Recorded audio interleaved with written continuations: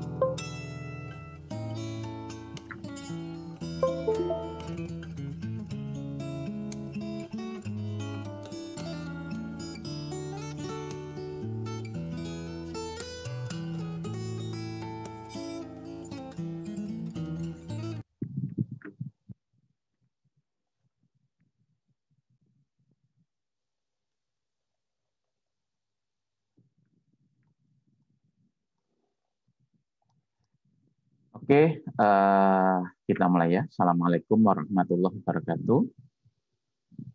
Waalaikumsalam warahmatullahi wabarakatuh. Selamat siang. Bismillahirrahmanirrahim. Di pertemuan kali ini kita melanjutkan materi kita sebelumnya ya. Untuk pertemuan Zoom kali ini, jangan lupa saya mencatat keaktifan mahasiswa. Jadi kalau ada mahasiswa yang mau bertanya atau menjawab, meskipun itu keliru, nah, itu saya hargai ya. Dengan saya catat. Nanti di akhir semester itu akan direkap ya. Kemudian ditambahkan, dikonversi ke poin, nah, ditambahkan ke nilai akhir. Sehingga manfaatkanlah sesi Zoom ini untuk mengumpulkan poin sebanyak-banyaknya. Ya, langsung saja saya share.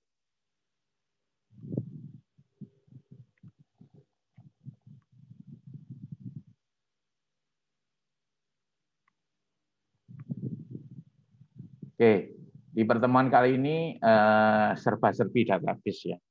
Saya agak bingung memberi judulnya ya, karena apa? Materinya sebenarnya tentang perancangan di bagian logical design ya. Jadi sebelum physical design. Jadi ERD yang logical design masih. Untuk yang dasar itu sudah kita bahas ya. Untuk yang dasar. Tapi ada beberapa materi yang penting untuk dibahas ya. Nah, materinya itu agak campur-campur ya sifatnya. Sehingga saya juga bingung mau memberi judul apa. Makanya untuk slide-nya saya beri serba-serbi desain database. Oke, untuk topiknya ini ya. Yang pertama level pencatatan data, kemudian relationship transferability, ya, kemudian redundant relationship, kemudian memodelkan entity yang memiliki hierarki. Ya. Nah, kita masuk ke yang pertama ya, level pencatatan data. Jadi ada benda yang direpresentasikan oleh entity hanya sampai level jenis. Ya.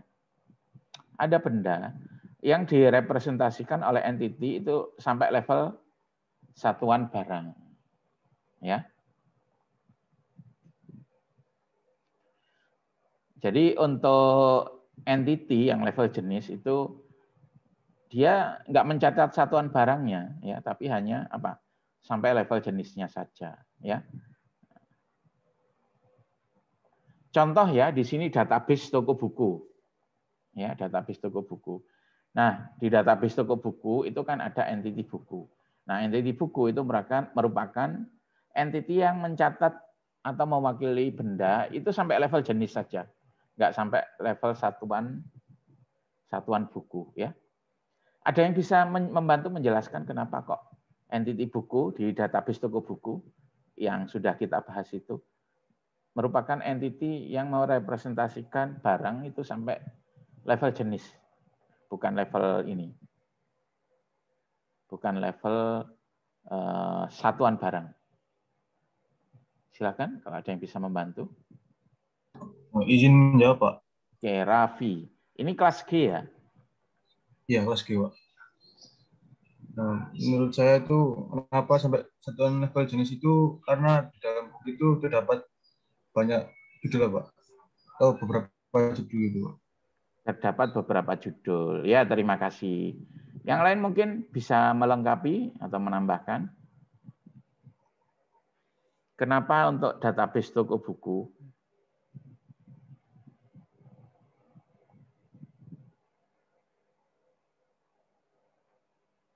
Nggak ada?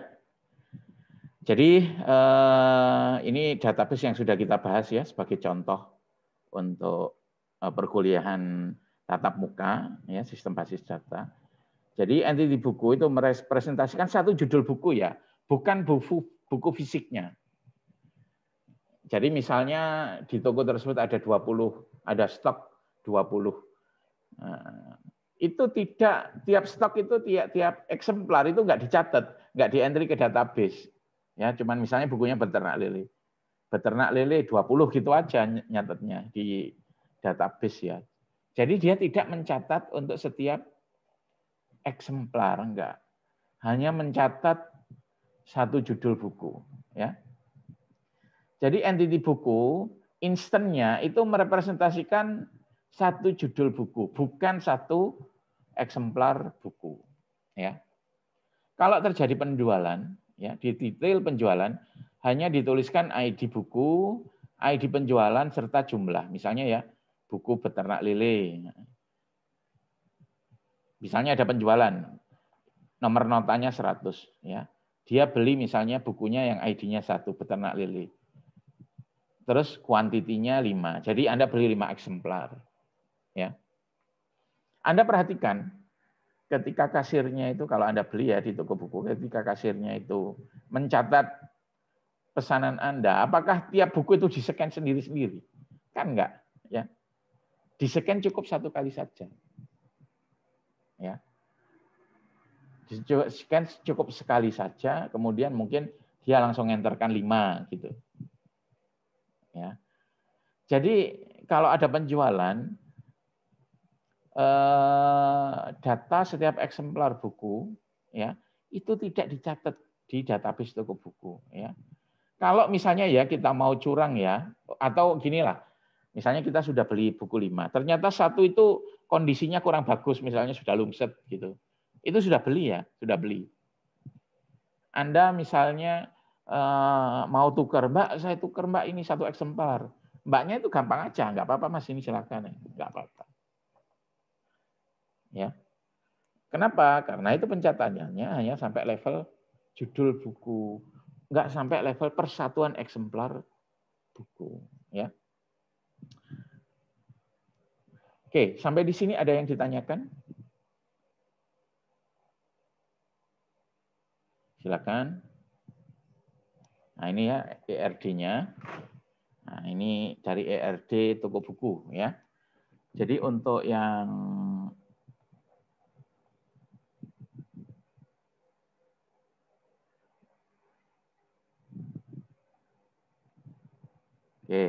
untuk yang ini ya, buku itu tidak mencatat eksemplar ya. Jadi tidak mencatat eksemplar. Enggak. Tapi ini judul ya. Nah, seperti itu. Jadi kalau ada penjualan, misalnya nih lah, ada penjualan nomor 456 ya. Nomor 456 ya. Kemudian di sini ada buku. Saya catat cuma 2 aja ya. Nah, ini judul buku pertama, ini judul buku kedua. Nah, kalau ada penjualan, itu kan nanti antara buku dengan penjualan itu kan many to many ya relationship-nya. Ya, kemudian sehingga kalau ada many to many harus ada entity persimpangan. Nah, untuk buku-buku yang dibeli di setiap transaksi itu ditulis di sini ya. Misalnya untuk yang 456, nomor 456 itu ternyata yang dibeli 2 judul. 2 judul. Yang pertama 123 yaitu beternak lele, yang kedua 231. Untuk yang 123 itu kuantitinya 5. Ya. Untuk yang beternak ayam ada 10 eksemplar buku. Nah, nyatetnya itu cukup seperti ini. 5 itu nomornya masing-masing berapa itu enggak kita tulis. Ya. Jadi buku itu merupakan entity yang mencatat hanya sampai level jenis. Ada yang ditanyakan mungkin sampai di sini?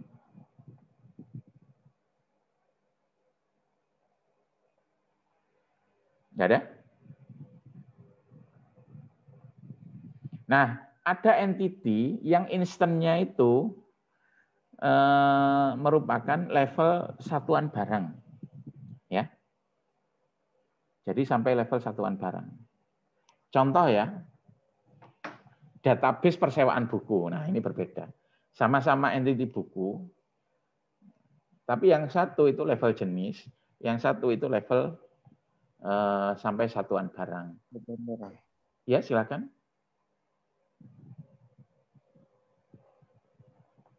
Ada yang mau bertanya? Kayaknya barusan.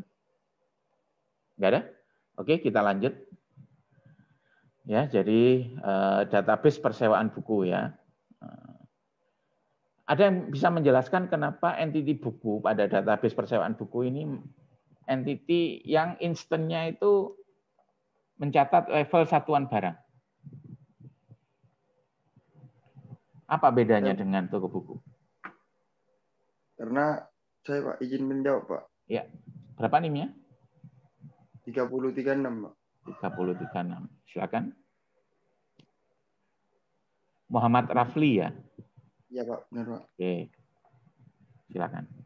Di database persewaan buku itu perbedaannya ada di ID peminjaman. Kalau di yang penjualan buku itu tidak usah menuliskan ID peminjaman, tetapi kalau di persewaan buku itu makanya menggunakan entity level daftar barang karena adanya ini ID peminjaman.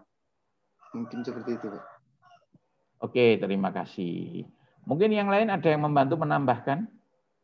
Kenapa kok buku di sini merupakan entity yang instannya itu merupakan mewakili satu barang, satu eksemplar? Saya Pak izin coba Pak. Oke, Ilham. Menurut saya sampai satuan barang itu karena kalau menyewa itu kan bisa aja berbeda orang nyewanya buku yang sama begitu Pak. Ya. Nah jadi itu harus eksemplarnya harus dicatat. Oke. Karena bisa saja ya karena penyewaan kan bisa saja satu orang dan orang lainnya itu sama buku tapi entitasnya juga jumlahnya sama satu gitu misalkan itu juga dicatat begitu Pak. Oke, terima kasih Ilham. Ya, sudah mengarah ya Ilham. Jadi untuk persewaan buku di sini saya tunjukkan ERD-nya ya. Nah, ini ya. Jadi ada buku ini mewakili judul buku ya. Jadi di sini ini mewakili judul. Ini mirip dengan buku yang di barusan, yang di apa namanya? Di toko buku ya. Nah, jadi mirip dengan yang toko buku. Nah, ini mewakili satu judul. Kemudian yang ini mewakili adalah satu eksemplar ya. Nah, kalau Anda beli di toko buku untuk buku ya. Misalnya Anda sekali beli ya, beli buku beternak lele 5. Terus beternak ayam 10 misalnya untuk perpustakaan lah ya. Nah, apakah setiap eksemplar buku beternak lele yang 5 itu dicatat satu-satu? Kan enggak ya. Cuman dimasukkan beternak lele 5, beternak ayam 10. Anda kalau jualan buku lah, misalnya Anda jualan di toko buku yang enggak pakai database ya, pakai catatan biasa lah. Ketika Anda nyatet, yang Anda catat apakah sampai per buku? Kan enggak ya. Paling ya judulnya apa, ISBN-nya apa, kuantitinya berapa. Ya, beternak lele 5, beternak ayam 10. Nah, pakai akal sehat saja ya. Jadi Anda bayangkan misalnya Anda jualan buku. Ya. Terus Anda nyatet penjualannya itu manual pakai kertas ya, ditulis saja di tangan di kertas. Kalau ada orang beli ya. Ada orang beli, maka misalnya dia beli borong ya, buku beternak lele 5, beternak ayam 10. Masa Anda catat satu persatu? Enggak kan ya? Beternak lele eksemplar 1, ID-nya berapa? Enggak kan? Ya cukup sampai seperti itu saja. Tapi kalau misalnya Anda punya persewaan komik, persewaan komik. Misalnya Anda ada orang yang pinjem Doraemon seri yang ke-20 misalnya. Nah, dia rupanya nyewa perwakilan ya. Jadi ada beberapa orang yang nyewa tapi pakai nama dia misalnya. Nah, Doraemon seri 20 itu pinjemnya 2. Jadi sama judulnya, sama persis, edisinya sama persis, tapi pinjemnya 2. Nah, terus saya tanya, Anda nyatetnya satu-satu apa langsung? Ada yang bisa bantu untuk persewaan?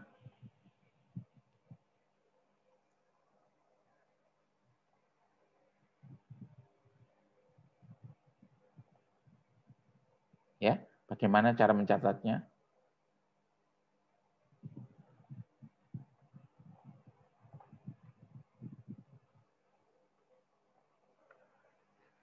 Jadi untuk kasus yang toko buku tadi ya, toko buku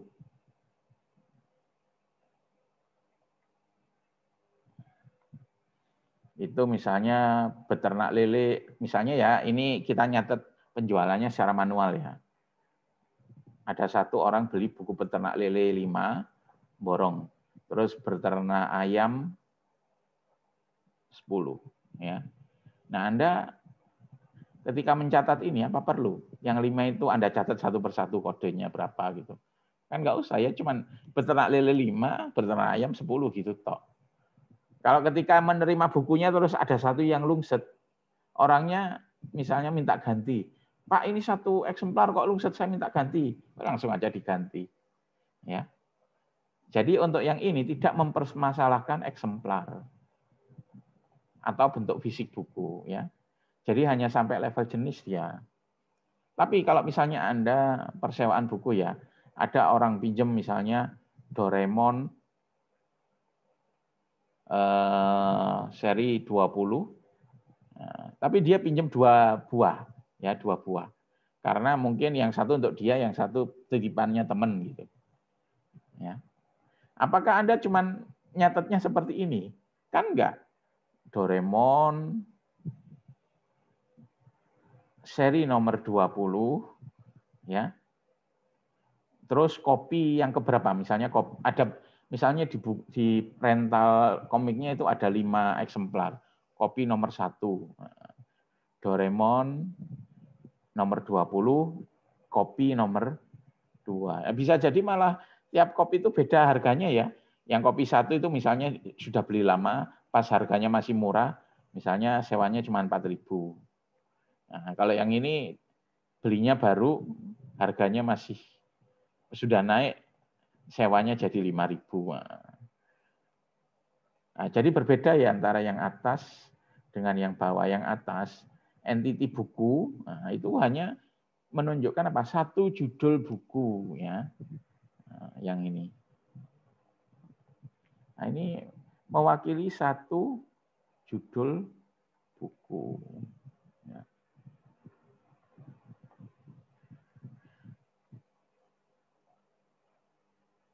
Terus kalau yang ini, nah, saya hapus dulu biar nggak bingung.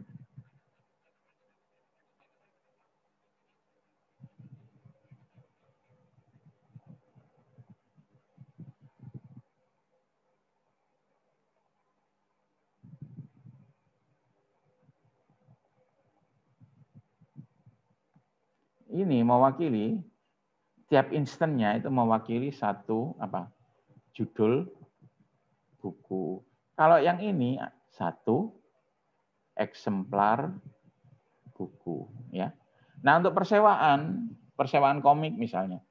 Ketika Anda ada peminjaman, yang Anda catat itu judul bukunya apa eksemplar buku? Ya, yang Anda gunakan ya eksemplar bukunya. Ya. Eksemplar bukunya. Karena apa? Karena setiap eksemplar buku itu beda-beda. Meskipun judulnya sama ya. Judulnya sama, itu setiap item, setiap eksemplar buku itu dicatat sendiri. Kalau Anda mengembalikan dengan eksemplar yang lain, misalnya bukunya hilang ya, Anda main curang. Masuk dulu ngambil sisanya yang ada di persewaan, terus Anda kembalikan. Oh ini Pak, yang saya pinjam dulu. Dicetit, loh beda ini. Yang Anda pinjam itu dulu kopi nomor 2. Ini kok yang dikembalikan kopi nomor 5. Akan ketahuan. Ya. Oke, sampai di sini ada yang ditanyakan mengenai perbedaan tersebut? Nggak ada? Contoh lain ya, yang level satuan barang, misalnya penjualan mobil ya, penjualan mobil. Nah di sini entiti mobil itu merepresentasikan satu mobil, ya. Di sini mobil itu merepresentasikan satu mobil. Bisa jadi di showroom itu punya merek dan tipe tertentu, misalnya merek Honda, tipenya Xenia, Honda Xenia misalnya. Ada 10, showroomnya itu punya Honda Xenia 10. Ya. Nah pencatatannya nggak boleh. Misalnya Anda nyatet di showroom ini ada Honda Xenia 10. Nggak boleh ya. Kenapa? Ya aneh. Anda kalau misalnya jualan mobil beneran ya, Untuk Honda, untuk mobil, untuk tiap mobil, misalnya Anda punya Honda Xenia 5, ya harus Anda catat satu-satu. Ya, nggak boleh cuman Honda Xenia. Kalau ada orang beli, misalnya ada orang beli kayak kasus yang baru dapat ganti rugi, ganti untung, yang Pertamina itu kilang minyak di mana itu? Tuban apa? Yang langsung dapat miliaran, terus satu kampung banyak yang beli mobil itu. Misalnya, Pak, saya mau beli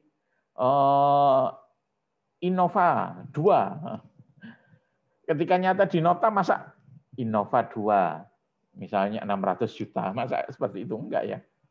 Nyatetnya harus satu persatu. Innova nomor rangka berapa, untuk yang kedua, Innova nomor rangka berapa. Ya. Nah, jadi untuk showroom mobil itu bukan level jenis, tapi sampai level satuan barang. Dan nyatet seperti ini tuh nggak boleh ya, aneh bin ajaib kalau seperti ini ya. Misalnya nota nomor 123, Honda Xenia 2 biji ya. Masalah itu ya. Jadi di sini ada mobil, merek mobil, entity merek mobil. Ini isinya adalah merek ya.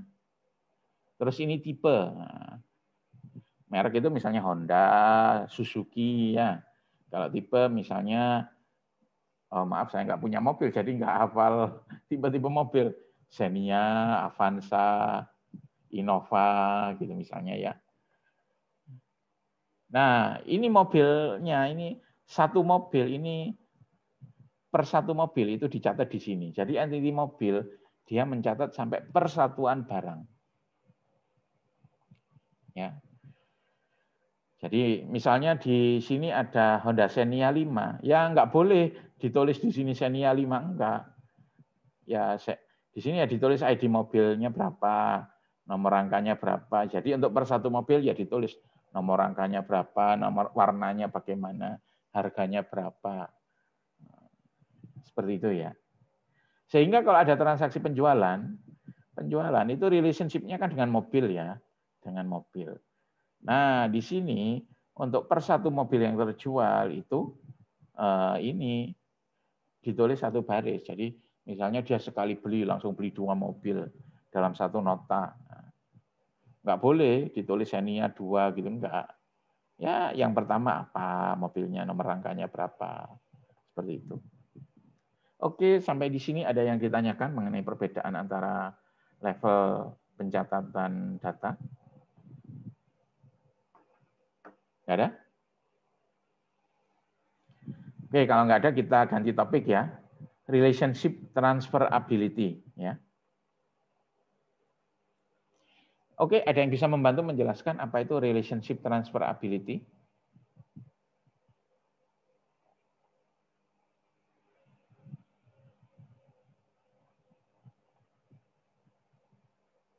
Nggak ada? Jadi misalnya entity A punya relationship dengan entity B. Ya. Terus A itu instan dari A kecil ya. A kecil itu instan dari A. Kemudian B1 dan B2 itu instan dari B. Asumsikan A punya relationship dengan B1. Relationship A dan B itu transferable jika relationship antara A dan B bisa dipindah. Ya. Jadi misalnya awalnya A dengan B1, sekarang A dengan B2. Ya. Jika tidak bisa dipindah, maka relationship itu tidak transferable. Nah, jadi sebuah relationship itu propertinya itu ada optionality, ada cardinality. Nah, sekarang ada yang baru lagi yaitu transferability. Ya.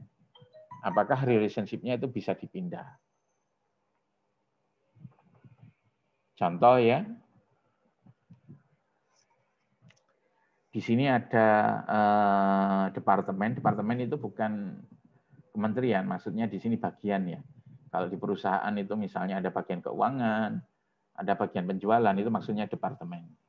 Kemudian yang kiri ada employee atau pekerja. Ya. Di sini satu pekerja itu bekerja di satu departemen bisa membawai banyak pekerja. Ada yang bisa membantu kenapa kok ini disebut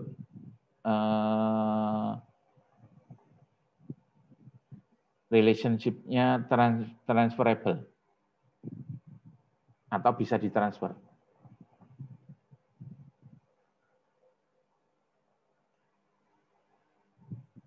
Silakan, mungkin ada yang bisa bantu.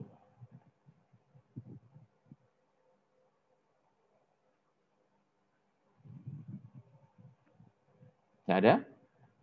Jadi di sini misalnya ada employee sudah masuk departemen keuangan ya, dia bisa pindah kan. Jadi kalau di perusahaan kan bisa pindah bagian kan. Sudah misalnya lama di keuangan, minta misalnya ke bagian HRD. Jadi awalnya relationship misalnya namanya Budi ya, Budi dengan keuangan. Ya. Setelah 10 tahun, Budi akhirnya minta pindah ke bagian HRD. Nah, artinya kan awalnya relationship-nya antara Budi dengan keuangan. Nah, sekarang ganti ya, Budi relationship-nya bukan dengan keuangan lagi, dengan HRD. Sehingga awalnya ya kan foreign key itu ada di sisi employee ya, di sisi many. Awalnya untuk Budi, foreign key dari departemennya itu adalah menunjuk ke keuangan. Kemudian diganti foreign key-nya sekarang menunjuk ke HRD. Nah, itu namanya transferable, bisa diganti. Jadi di sisi employee sini, ya kalau ini sudah menjadi tabel nanti, kolom foreign key-nya yang merujuk ke departemen itu nilainya bisa diubah. Ya. Pakai perintah SQL update. Ya.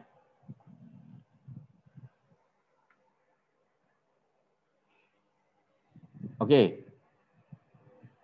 Untuk ini, relationship ini, kenapa kok transferable?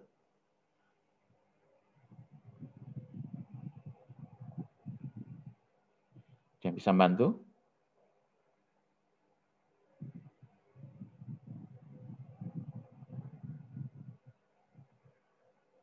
Izin mencoba, Pak. Oke, Ilham. Disebut transferable karena student ini kan tadinya misal di salah satu grup. Ya. Itu kalau misalnya dia ingin pindah, itu bisa, Pak. ID-nya, foreign key-nya pindah ke studi grup yang lain. Begitu. Ya, benar ya. Foreign key dari studi grupnya yang ada di student itu nanti bisa diubah pakai perintah SQL update. Ya. Oke, terima kasih ya. Jadi awalnya misalnya Diana, studi grupnya misalnya masuk ke pemrograman. Dia tengah-tengah jalan ingin pindah, ingin ke jaringan misalnya. Ya tinggal foreign key-nya diubah aja di bagian student itu. Jadi untuk yang transferable, untuk kolom foreign key-nya itu bisa diubah menggunakan perintah SQL update. Ya. Tapi ada juga yang tidak bisa diubah ya. Contoh ya, Anda misalnya bayar SPP. Resip itu bayar ya. Di sini non-transferable. Ada yang bisa menjelaskan kenapa kok ini non-transferable? Nah, untuk yang non-transferable itu seperti ini ya. Lambangnya izin itu. Oke, silakan. Mungkin resip ini tidak bisa non-transferable karena setiap siswa itu kode pembayarannya itu berbeda-beda, Pak. Oke. Sehingga tidak bisa pindah. Iya. Ya, misalnya Anda sudah bayar SPP ya atas nama Anda sendiri.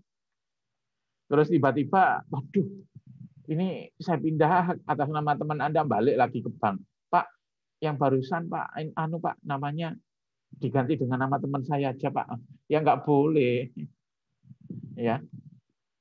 Jadi awalnya misalnya pembayaran dengan nota nomor 1000, yang bayar Budi.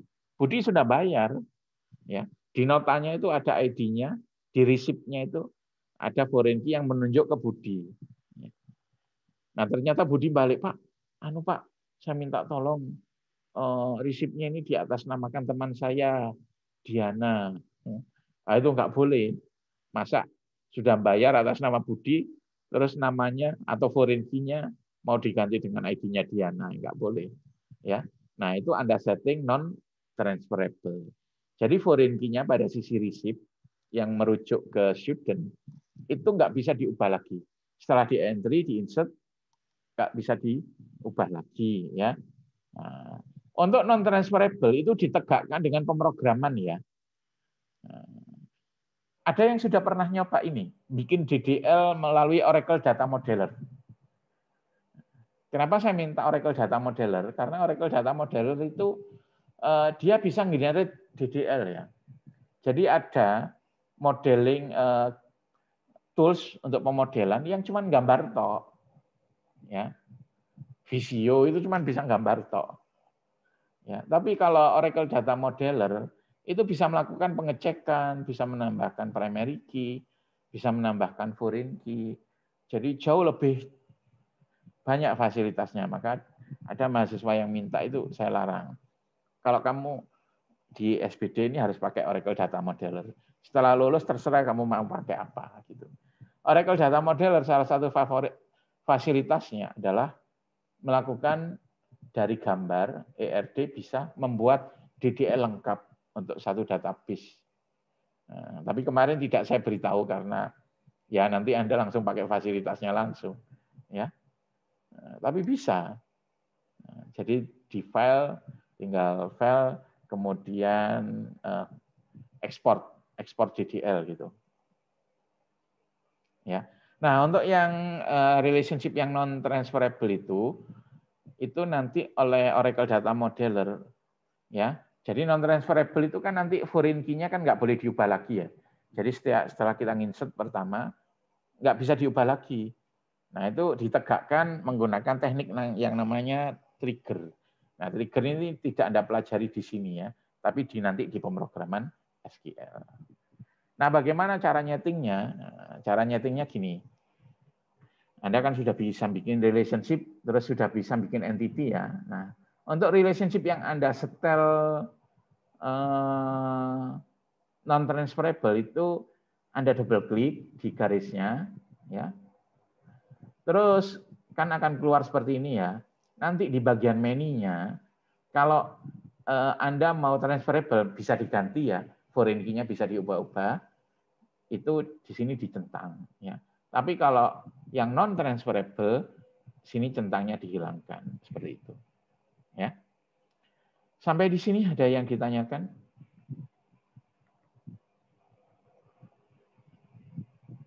Nggak ada? Oke, kalau nggak ada kita lanjutkan ya. Redundant relationship ya. Redundant relationship. Jadi redundant relationship itu, maaf saya ada telepon sebentar.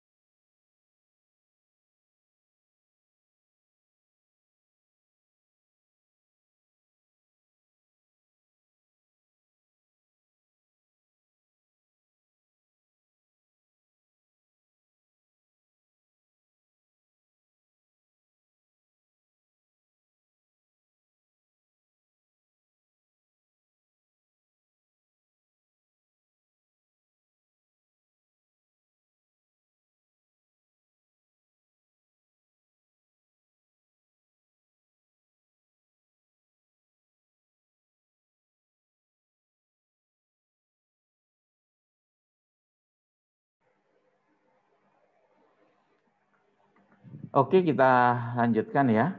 Nah, jadi ini kita membahas topik baru lagi. Ini makanya campur-campur ini ya. Kalau satu topik hanya untuk satu pertemuan itu terlalu sedikit.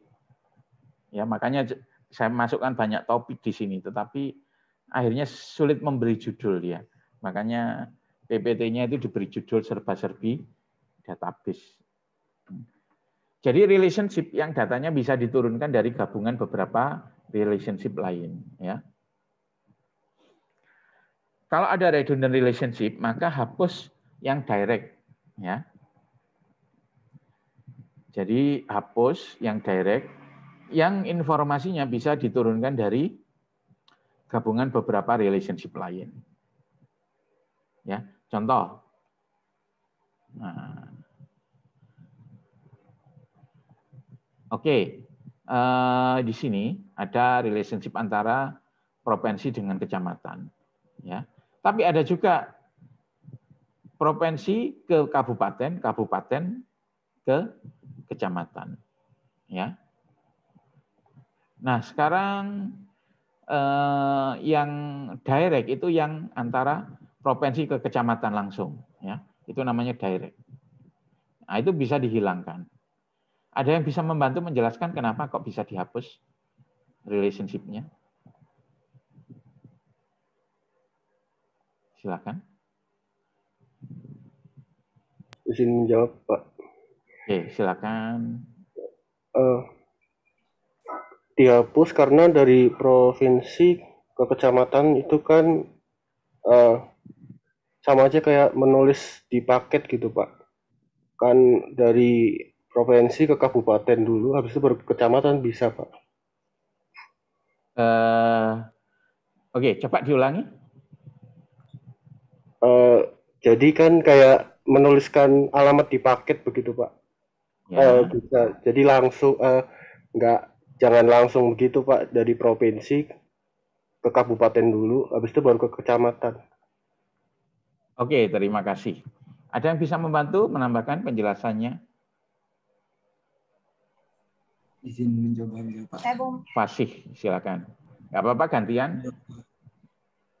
Bisa dihapus karena entiti kecamatan itu sudah bisa dicatat di kabupaten dan kabupaten dicatat di provinsi, sehingga dalam entiti provinsi itu tidak perlu mencatat kabupaten dan kecamatan. Oke, terima kasih. Tadi ada yang mau menjawab juga, silakan. Ya sama Pak, dari kecamatan ke kabupaten, kabupaten ke provinsi, jadi nggak usah langsung kecamatan ke provinsi. Kita butuh tahu kecamatan ini ada di provinsi mana. Ya, apa bisa dihapus yang dari provinsi ke kecamatan langsung, Samyu? Iya bisa Pak. Kenapa? Karena kan kalau misalkan mau menambahkan kecamatan gitu Pak, kan boleh dilihat dari kabupaten dulu. Bagaimana tahu provinsinya? Hah? Bagaimana tahu provinsinya? Kecamatan misalnya Sumbersari ada di Jawa Timur. Iya, lihat dari kabupaten dulu, Pak. Oke, terima kasih. Ya, benar ya apa yang dijawab teman Anda. Jadi, misalnya kita butuh mencatat kecamatan ini ada di provinsi mana. Maka ada relationship ya, langsung provinsi ke kecamatan. Ya. Nah, tapi ini bisa diturunkan sebenarnya ya dengan apa? Relationship provinsi ke kabupaten, kabupaten ke kecamatan. Dari situ sebenarnya kita bisa tahu ya provinsi ini kecamatan mana. Sehingga ini boleh dihapus ya. Tapi tidak semua yang bentuknya seperti itu boleh dihapus ya. Jadi kalau ada data di direct relationship nggak bisa diturunkan dari indirect, itu relationship-nya tidak boleh dihapus. Nah ini contoh ya. Nah ini contoh yang nggak boleh dihapus. Jadi antara fakultas ke komputer itu nggak boleh dihapus. Ada yang bisa membantu menjelaskan kenapa?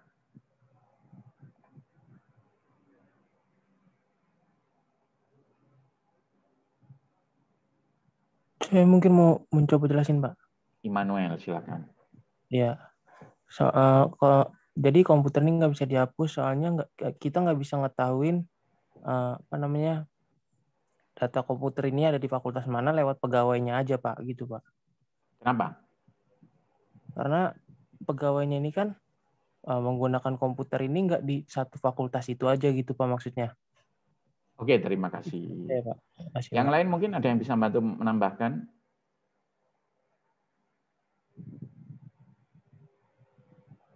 Oke, garis antara fakultas komputer itu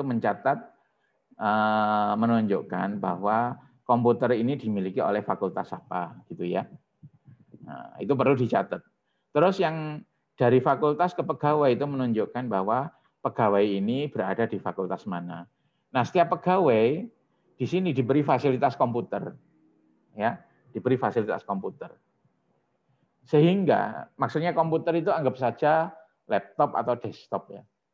Sehingga kita bisa menelusuri misalnya kalau ada laptop atau desktop ini punya fakultas mana? Kan di tiap barang itu ada nomornya nanti ya. Jadi dicetak nomornya oleh pemerintah itu biasanya. Ya.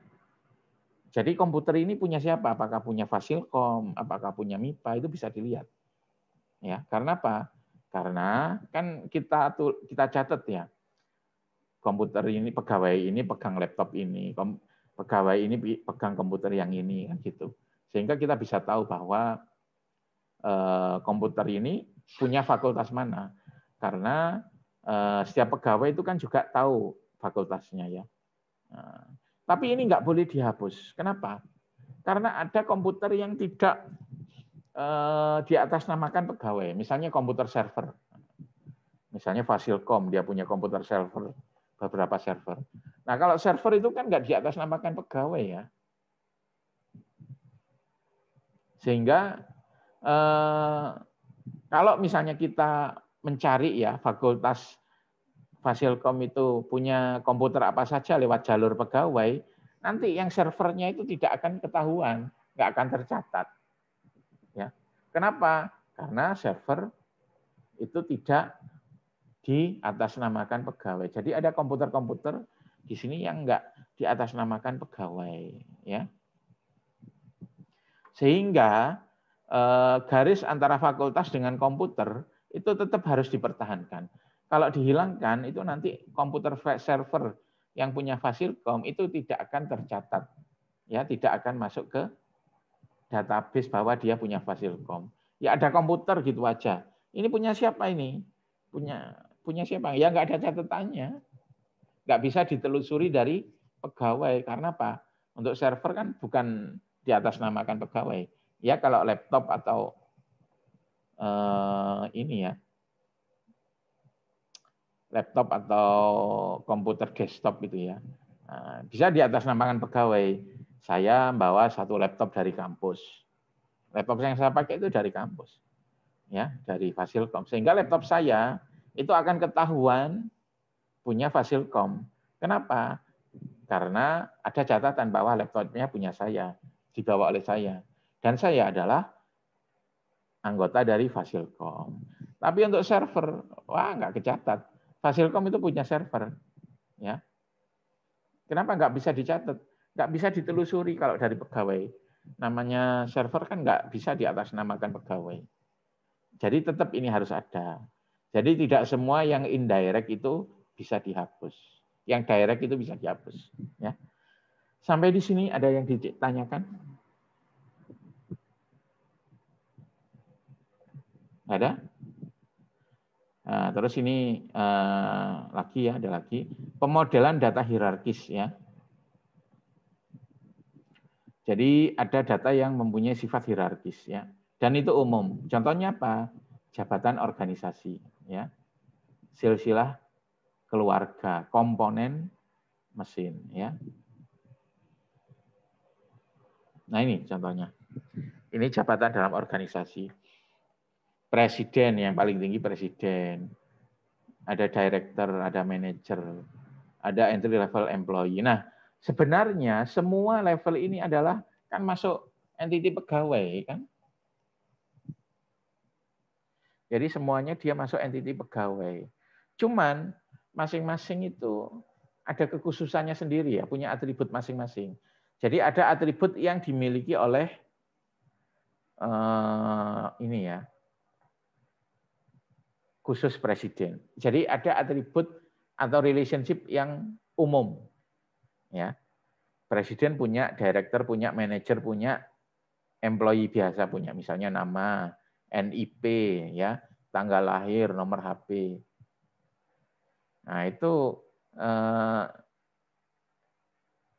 sifatnya umum ya dia. Jadi setiap jabatan itu punya. Tapi ada juga atribut-atribut yang sifatnya khusus, hanya berlaku untuk tiap level ya. Presiden misal, maksudnya presiden di sini bukan presiden negara ya, maksudnya presiden dari perusahaan. Ada yang khusus presiden atributnya ya. Relationship-nya juga ada yang khusus presiden ya. Ada yang khusus director, ada yang khusus manager seperti itu. Dan sifatnya hierarkis ya. Jadi presiden itu membawai beberapa director. Director membawai beberapa manajer ya. Kemudian manajer membawai beberapa employee. Nah, sekarang bagaimana cara memodelkan data hierarkis? Jadi kita menggunakan struktur ERD hierarkis boleh. Terus ada pilihan lainnya yaitu menggunakan recursive relationship ya. Nah, oke, yang pertama. Jadi yang pertama kita seperti ini ya, langsung kita gambarkan ERD-nya seperti ini ya. Jadi ada entity presiden, ada director, ada manager, ada yang entry level employee ya. Ada atribut yang sama ya. Jadi misalnya setiap pegawai di sini, setiap level jabatan itu ada badge number. Badge number itu mungkin nomor pegawai ya. Terus ada nama ya. Terus ada gaji. Di sini semuanya ada badge number, nama, gaji. Badge number, nama, gaji ini juga sama ya. Tapi ada yang berbeda.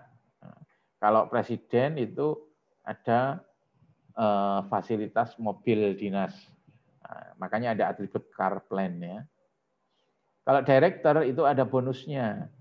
Makanya ada atribut bonus plan ya. Nah, kalau manajer itu ada budget. Jadi dia diberi wewenang untuk mengelola sejumlah dana tertentu. Ya. Nah, relationship-nya seperti ini ya. Jadi one to many. Jadi untuk presiden ke director one to many, director ke manager one to many, manager ke entry level employee one to many. Ya. Nah, apa kelebihannya struktur ERD yang hierarkis? Lebih mudah dipahami ya. Jadi kalau Anda membaca ini kan paham struktur organisasinya. Oh, yang paling tinggi presiden, di bawahnya ada director, kemudian ada manager, ada entry level employee ya.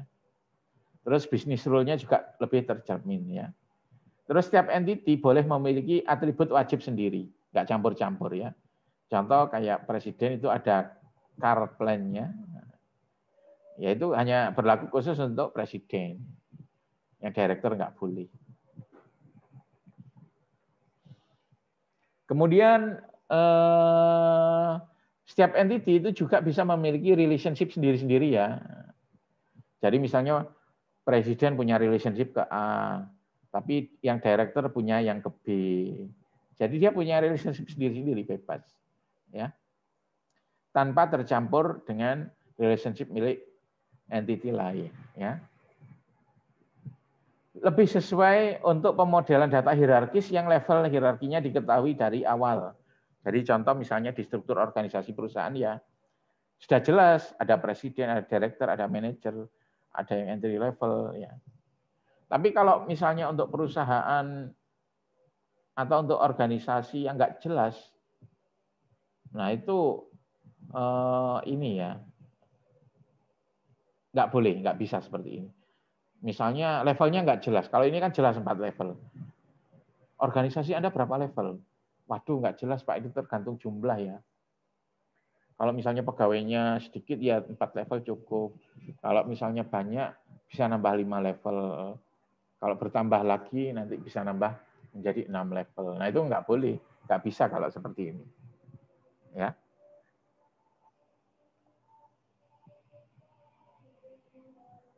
Nah ini cara kedua, ya. Nah, cara kedua itu pakai recursive relationship. Jadi direktur, manajer, maaf apa saja tadi, presiden, director, manager, entry level itu semuanya ditulis dalam satu tabel, sama-sama employee kan dia, ya. Nah di sini ada atribut yang wajib ya, yang dimiliki oleh semua employee, badge number, nama, job salary itu maksudnya apa? Setiap jabatan atau setiap pegawai, jabatan apapun pasti punya ini, ya. Terus untuk budget, bonus plan sama car plan itu tidak wajib, sifatnya opsional atributnya ya. Ada yang bisa membantu kenapa kok untuk budget, bonus plan dan car plan itu opsional?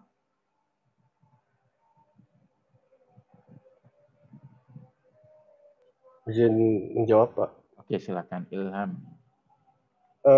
Menjadi opsional karena kan employee ini diisi ada presiden, direktur, dan level entry pegawai itu entry, dan ya boleh diisi boleh enggak, maksudnya yang diisi itu ya yang sesuai role-nya gitu, Pak. Oke, untuk budget artinya ya hanya untuk manajer saja ya. Nah, bonus plan hanya untuk yang director ya. Ya benar ya. Dia nggak bisa dibuat wajib karena apa? Ya karena ini hanya berlaku untuk golongan tertentu saja. Untuk budget ya hanya untuk yang jabatannya adalah manajer. Maaf, untuk apa ya saya lupa. Untuk untuk manajer ya. Bonus plan hanya untuk yang director ya. Untuk car plan hanya untuk yang presiden. Nah kalau dibuat paksa menjadi wajib semua, ketika kita ngisikan data employee, ini mau diisi apa lah, nggak ada datanya, ya. Nah, ERD-nya untuk yang recursive relationship itu terlihat sederhana ya, terlihat saja, tapi lebih sulit dipahami hierarkinya. Coba Anda kalau ngelihat ini jabatannya apa aja yang ada di perusahaan, nggak jelas kan ya? Nggak, level-level jabatannya kan nggak jelas. Tapi kalau ini, nah kita kan sudah langsung tahu ya. Terus atribut cenderung ramai ya atau banyak. Kenapa? Karena sebuah atribut di setiap entity itu digabung semua. Nah, di sini ada yang wajib tentu ada ya. Tapi untuk car plan meskipun dia hanya untuk presiden, tapi ya dimasukkan juga ke sini ya. Bonus plan meskipun hanya untuk director juga masuk sini. Budget ya meskipun hanya untuk manajer masuk juga ke sini ya. Makanya dia nggak bisa dijadikan wajib, harus diisi semua. Karena apa? Budget, bonus plan, car plan itu ya diisinya ya sesuai jenis jabatannya saja ya. Nah, sulit menerapkan optionality mandatory ya. Jadi untuk budget, bonus plan, car plan, budget itu sebenarnya untuk manajer wajib ya. Tapi kalau kita jadikan satu gini, nggak bisa kita wajibkan.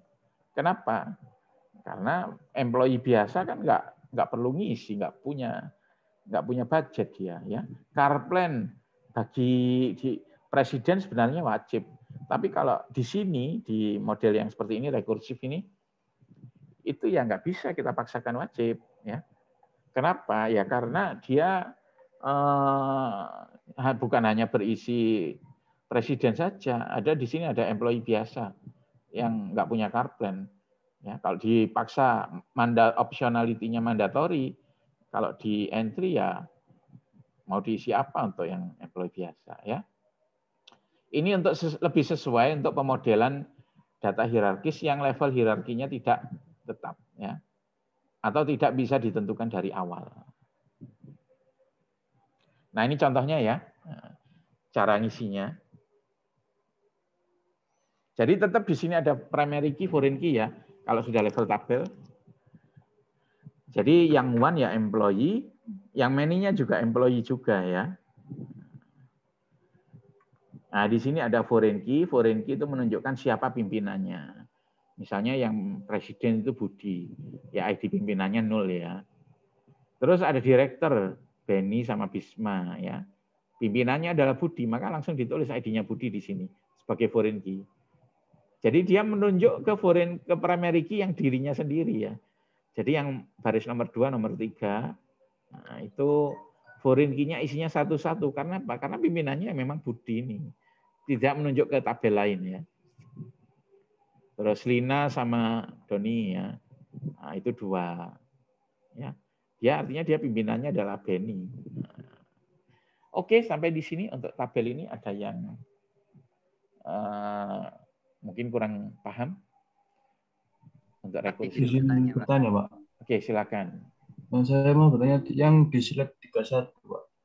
31. Contoh dari entity di luar hierarki itu seperti bagaimana, Pak? Contoh entity apa? Yang entity di luar hierarki itu yang bagaimana, Pak? Oh, gini kan satu entity itu punya relationship ya. Punya relationship dengan entity yang lain kan. Nah, misalnya gini, ini jabatan ya, contohnya gini apa ya? Oke lah, penjualan. Misalnya ada entity penjualan di database perusahaan tersebut ya. Yang memproses penjualan siapa? Apa presiden? Apa direktur? Apa manajer? Kan bukan ya? Ya, bukan, Pak. Kayak kasir kan ya? Ya. Jadi relationship-nya itu ya ke yang paling bawah ini, entity penjualan itu. Narik garisnya ke yang paling bawah. Jadi masing-masing entity di hierarki ini bisa punya relationship sendiri-sendiri gitu. Seperti itu ya maksudnya. Barusan siapa? Raffi, Pak. Raffi. Baik, Pak. Terima kasih, Pak. Nah, kalau Anda misalnya pakai yang ini, maka semua relationship itu ya bisa nyambung ke sini ya, meskipun hanya berlaku untuk salah satu golongan saja. Misalnya penjualan ya. Penjualan ya punya relationship dengan employee ini. Meskipun dia sebenarnya hanya punya relationship terhadap employee yang entry level, yang bagian bawah ini. Tapi ya karena dijadikan satu ya tetap harus narik garis gitu. Ya. Oke, ada yang ditanyakan lagi yang lain? Izin bertanya, Pak. Ya, Arvito. Pada RD hierarkis ini apa ada kemungkinan memiliki relationship many to many atau one to one, Pak? One to one. Saya kurang jelas ya maksudnya gimana? One to one. Kan tadi di dalam RD hierarkis ini kan relationship-nya itu one to many ya, Pak? Oh gitu. Yang ini ya? Apakah ada kemungkinan one to one atau many to many gitu, Pak? Many to many. Nah, kalau one to one kayaknya bisa sih. Misalnya ada yang asisten ya. Presiden itu punya asisten ya. Misalnya diberi sekretaris. Nah, sekretaris misalnya dibuatkan satu entity sendiri. Satu presiden, satu sekretaris. Nah, itu one to one ya. Nah, itu kalau ada hierarki baru.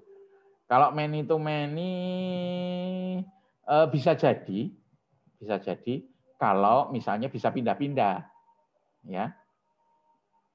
Misalnya gini, awalnya seorang manajer ada di bawah direktur A. Terus dia pindah di bawah direktur B. Artinya satu direktur itu bisa banyak manajer, satu manajer bisa banyak direktur. Nah, itu harus pakai many to many. Kalau historisnya harus kita catat ya, maka itu harus pakai many to many. Seperti itu ya. Berarti tergantung ya, Pak, pengalaman kerja gitu ya, Pak. Ya, tergantung kasus. Kalau seperti ini ya, anggapannya misalnya boleh pindah-pindah. Manajer boleh pindah direktur. Kalau yang seperti ini itu misalnya saya awalnya direkturnya A, sekarang ganti B. Kalau seperti ini yang A itu akan hilang, nggak tercatat historinya. Ya, kalau mau tercatat ya harus many to many. Satu direktur banyak manajer, satu manajer banyak direktur, seperti itu. Oke, mungkin yang lain ada yang ditanyakan?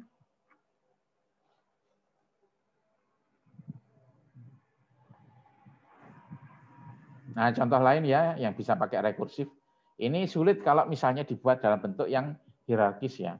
Misalnya mesin, ada suatu pabrik, dia memproduksi berbagai macam mesin, mulai dari yang terkecil sampai yang terbesar. Nah, mesinnya itu yang bisa berasal dari rakitan dari mesin-mesin lain yang lebih kecil ya. Nah, terus mesin tersebut bisa digunakan sebagai komponen mesin yang lain juga. Jadi kayak bertingkat, tapi ini tingkatannya nggak jelas ya berapa level. Jadi dia rakitannya sampai berapa level itu nggak jelas. Nah itu seperti ini ya. Jadi satu komponen bisa terdiri atas beberapa komponen ya. Subkomponennya juga bisa terdiri atas beberapa komponen yang lain lagi ya. Dia sendiri itu bisa menyusun mesin yang lebih besar. Nah, sehingga di sini many to many ya. satu komponen itu bisa menjadi bagian dari komponen lain, ya. Sebaliknya, satu komponen juga bisa disusun dari komponen yang lain. Makanya dimodelkan seperti ini. Pak, boleh nggak dimodelkan seperti ini? Ya nggak bisa. Kenapa? Nggak jelas ya. Itu pemodelannya sampai berapa level? Kalau ini kan jelas susunannya, presiden, director, manager, entry level. Ya. Kalau ini kan nggak jelas ini berapa level. Makanya lebih cocok yang ini ya. Oke, sampai di sini mungkin ada yang ditanyakan? Pak, izin bertanya. Oke, silakan Alvin. Yang itu Pak, entity level satuan tadi. Itu kan entity-nya itu mengenai barang. Jadi per satuan barang. Ya. Kalau misal untuk entity mahasiswa gitu apa nggak bisa Pak? Entity mahasiswa. Seperti apa contohnya? Seperti satu mahasiswa itu satu entity. Oh, instannya maksudnya? Iya, instan. Iya, ya kalau mahasiswa ya harus satuan. Masa saya nyatet mahasiswa Fasilkom 700 gitu. Ya satu mahasiswa ya harus saya catat satu-satu ya. Gitu ya. Nah, kalau misal ya gimana? Kalau misal di tempat seperti les-lesan. Seperti itu ya tergantung. les-lesan kecil gitu, Bapak, apakah perlu nggak kasus berarti ya, Pak? Mencatat pembayarannya gitu perlu nggak? Pembayaran per siswa gitu. Perlu, seperti biayanya. Nah, itu kalau gitu ya harus ini misalnya ya perlu karena nanti kan dengan entity pembayaran itu kan harus jelas ya, many to many. Yang dicatat itu kan per siswa nanti. Ya kan? Nah, tetapi kalau misalnya gini, les-lesannya pokok saya minta bayarannya per sesi. Terserah per sesi itu mau diisi berapa. Misalnya per sesi maksimal diisi 10 lah, misalnya seperti itu. Tapi saya nggak peduli ya, misalnya kurang dari 10, misalnya cuma 5 yang hadir gitu. Saya tetap sekali satu sesi minta 200.000, misalnya gitu. Nah, itu cukup sampai per kelompok saja, nggak perlu dicatat sampai per siswanya. Ya. Tapi kalau misalnya bayar iurannya itu per siswa dicatat bulan Januari A bayar, bulan Februari A bayar, ya itu harus dicatat sampai per siswa gitu. Seperti itu ya. Iya Pak, terima kasih. Yang lain mungkin ada yang ditanyakan? Nggak ada? Izin bertanya Pak, yang ini Pak. Ya, slide 35 ini Pak, saya masih, apakah ini ada kemungkinan bisa dipecah gitu Pak, jadi tabel persimpangan? Oh iya, harus, nggak boleh kemungkinan. Kalau seperti ini harus dipecah. Ya. Jadi gambarnya nanti coba saya gambarkan ya.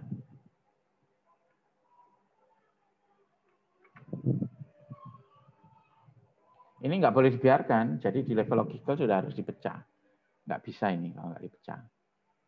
Ya, nah, misalnya ini ya, ini komponen. Ini ada misalnya ID komponen ya. Misalnya ada namanya.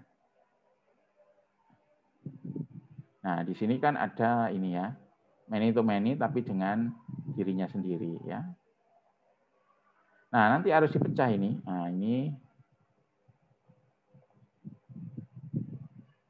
komponen. Kemudian ini ID komponen, terus nama. Nah, ini ada entity persimpangannya. Ya. Nah, seperti ini.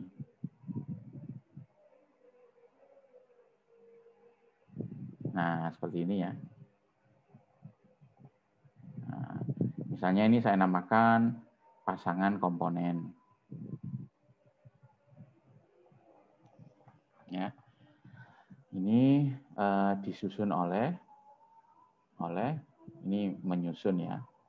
Menyusun. Nah, ini disusun Ini menyusun. Ya, jadi misalnya satu komponennya mur. Terus yang kedua misalnya gear. Yang ketiga misalnya sepeda ya. Sepeda. Nah, di sini masuk mur. Yang kedua gear. Nah, yang ketiga sepeda gitu ya. Nah, misalnya untuk sepeda disusun dari apa? Sama disusun oleh mur dan gear. Nah, di sini ada pasangan 1, 3, 2, 3 ya. Jadi untuk sepeda disusun oleh mur dan gear ya. Nah, seperti itu. Ya. Barusan siapa? Ilham Adi, Pak. Oke, Ilham. Itu Pak, apa persimpangannya itu balik ke dirinya sendiri lagi ya Pak? Bukan. Itu dipecat tapi balik ke sendiri lagi. Kalau persimpangan itu kan dari ujung-ujung itu selalu menuju ke persimpangan ya. Jadi arah one to many-nya seperti ini mesti. Jadi kalau ada A, terus B, ini many to many ya. Nah, maka nanti di tengah-tengah itu gini, ini A, ini B, nah seperti ini. Ya, jadi one to many-nya selalu mengarah ke persimpangan ini. Jadi ini seperti ini ya. Gitu.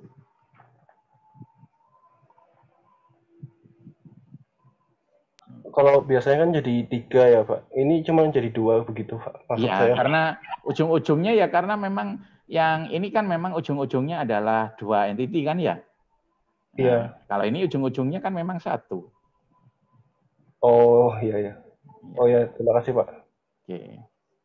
Mungkin kayaknya perlu diperjelas dengan contoh ya. Ya insya Allah lah, saya tambahi contohnya saja nanti ya. Ada lagi yang ditanyakan?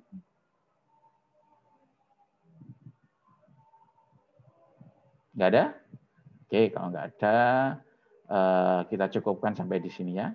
Untuk minggu ini masih belum ada praktikum, masih diisi materi ya. Jadi nggak selalu untuk SPD tiap minggu, nggak selalu ada praktikum, karena kita memang desain. Desain itu banyak teorinya, ya kan. Untuk satu praktikum kan bisa untuk beberapa kuliah sekaligus kan memang. Oh ya, untuk praktikum minggu kemarin, itu pengumpulannya paling lambat hari Minggu ya. Sudah disediakan assignment di e-learning. Ya. Oke, kalau nggak ada yang tanyakan lagi, kita cukupkan sampai di sini. Kita akhiri. Assalamualaikum warahmatullahi wabarakatuh. Waalaikumsalam. Terima kasih Pak.